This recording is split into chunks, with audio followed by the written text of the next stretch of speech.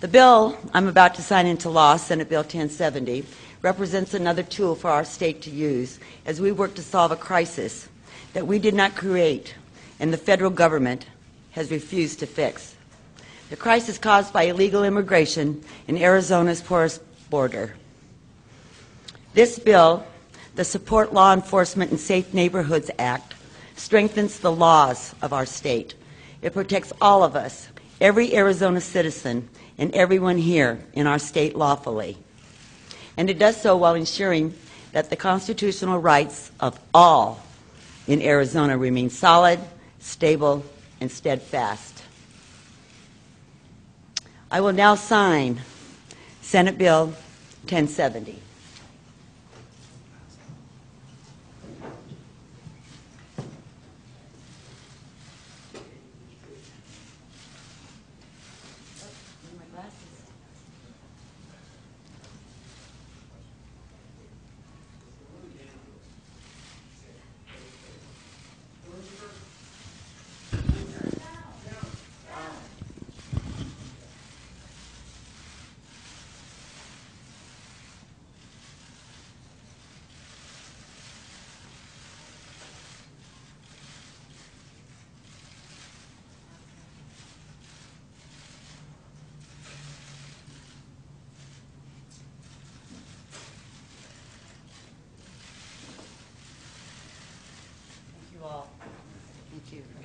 Thank you. Thank you. Thank you. Thank you very much.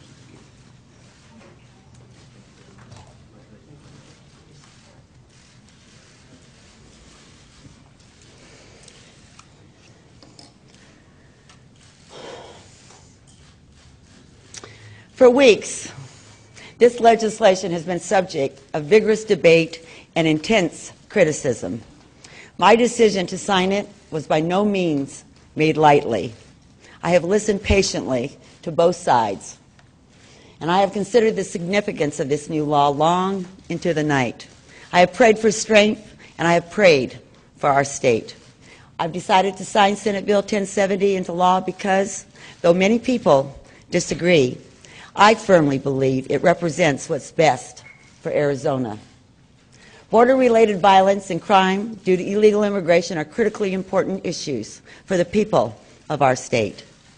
To my administration and to me as your governor and as a citizen, there is no higher priority than protecting the citizens of Arizona. We cannot sacrifice our safety to the murderous greed of drug cartels. We cannot stand idly by as drop houses, kidnappings, and violence compromise our quality of life. We cannot delay while the destruction happening south of our border, our international border, creeps its way north. We in Arizona have been more than patient waiting for Washington to act. But decades of federal inaction and misguided policy have created a dangerous and unacceptable situation. Yesterday, I announced the steps I was taking to enhance security along our borders. Today, with my unwavering signature on this legislation, Arizona strengthens its security within our borders. Let me be clear, though. My signature today represents my steadfast support for enforcing the law, both against illegal immigration and against racial profiling. This legislation mirrors federal laws regarding immigration enforcement, despite erroneous and misleading statements suggesting otherwise. The new state misdemeanor crime of willful failure to complete or carry an alien registration document is adopted verbatim from the same offense found in federal statute. I will not tolerate racial discrimination or racial profiling in Arizona. Because I feel so strongly on this subject, I have worked for weeks with legislators to amend Senate Bill 1070 to strengthen its civil rights protection.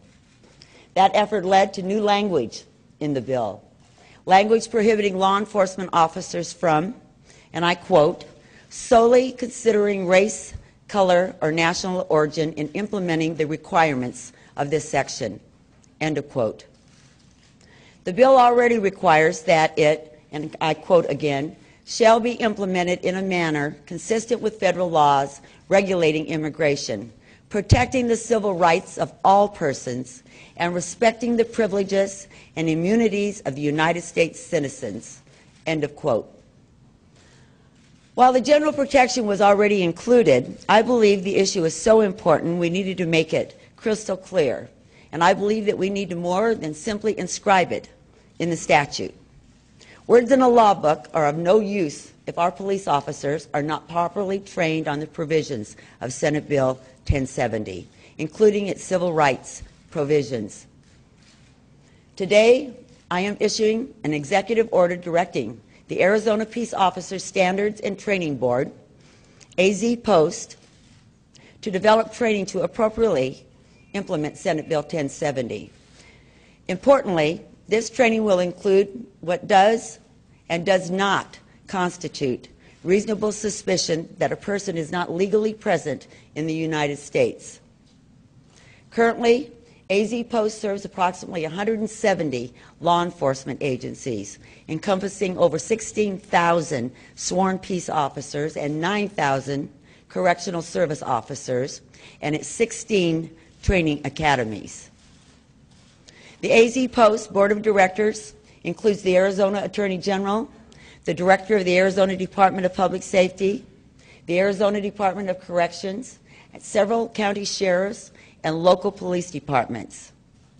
I'm also asking the board to make recommendations on possible improvements to Senate Bill 1070 before the end of the year. For 28 years in public service, I have worked without fail to solve problems diligently and practically. And I've always done so, always, with an eye toward civility, and always with the greatest respect for the rule of law. This new law is no different. As committed as I am to protecting our state from crime associated with illegal immigration, I am equally committed to holding law enforcement accountable should this statute ever be misused to violate an individual's rights. Respect for the rule of law means respect for every law. I have led the way every day in every office I have ever held. That will not change. I have also spent my career in service to Arizona working to bring people together, no matter the color of their skin, no matter the depth of our disagreements. This bill and this issue will be no exception. While protecting our citizens is paramount, it cannot come at the expense of diversity that has made Arizona so great. Nor can safety mean a compromise of freedom for some, while we, the many, turn a blind eye. We must acknowledge the truth. People across America are watching Arizona, seeing how we implement this law, ready to jump on even the slightest misstep. Some of those people from outside our state have an interest in seeing us fail.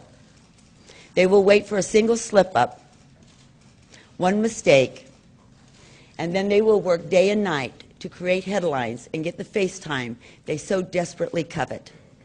We cannot give them that chance. We must use this new tool wisely and fight for our safety with the honor Arizona deserves. We must react calmly. We must enforce the law evenly and without regard to skin, color, accent, or social status. We must prove the alarmists and the cynics wrong. I know in my heart that this great state, my home for more than 40 years, is up to that task. I believe every one of us wants to be safe, and none of us wants to compromise on the subject of civil rights. I believe we must love and honor those who fight beside us, just as we must love and honor those who look and believe nothing like we do.